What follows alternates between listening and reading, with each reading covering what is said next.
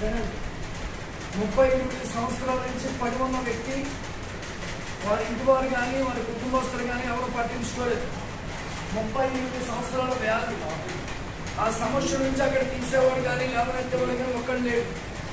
కానీ అందరూ ఆ కోనేటిలో దిగి దేవదూతలు వచ్చి ఆ కోనేరుని కదిలించినప్పుడు అందరూ స్వస్థత అయ్యేవారు. ఈ వ్యక్తి వెళ్ళడానికి అవకాశం లేదు, ఎవరు కూడా దింపేవాడు లేదు. కానీ నేరుగా డైరెక్ట్గా యేసుక్రీస్తు ప్రభు అతను చూశాడు. చూసిన తర్వాత వెంటనే చెప్పిన మాట ఏంటంటే ఒకే ఒక మాట చెప్పాడు, నీ పరుపు ఎత్తుకుని నువ్వు లేచి నడువు. అదే దేవుడు ఆత్మస్వరూపుడుగా మన మధ్యలో ఉన్నాడు. ఆయన పరిశుద్ధాత్మ దేవుడు యేసుక్రీస్తు ప్రభు. ప్రార్థన చేద్దాం. ఆనాడు చేస్తున్న కార్యాలు ఈనాడు చేస్తాడు. నమ్మండి.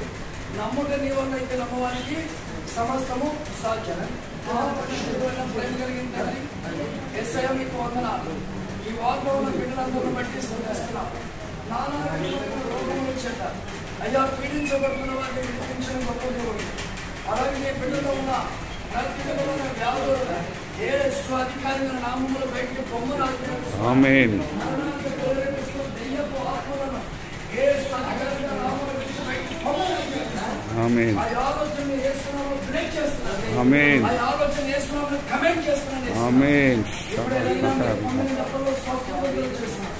సంపూర్ణమైన ఆరోగ్యం యేసునామములో కలుగునుగా ప్రార్థిస్తున్నాను. ఆమేన్. అలాగే తండ్రి ఇక్కడి నుంచి స్వస్థత పొందుకుని విడుదల పొందుకుని వారి గృహాలకు క్షేమంగా తోడుకోవడం ప్రార్థిస్తున్నాను. ఆమేన్. ఈ ఆస్థానాలకు అప్పగిస్తూ యేసునామములో ప్రార్థిస్తున్నాం తండ్రి. ఆమేన్. ఆమేన్. ఆమేన్. ఆమేన్ అని చెప్పండి. అద్భుతాలు చేసేవాడు.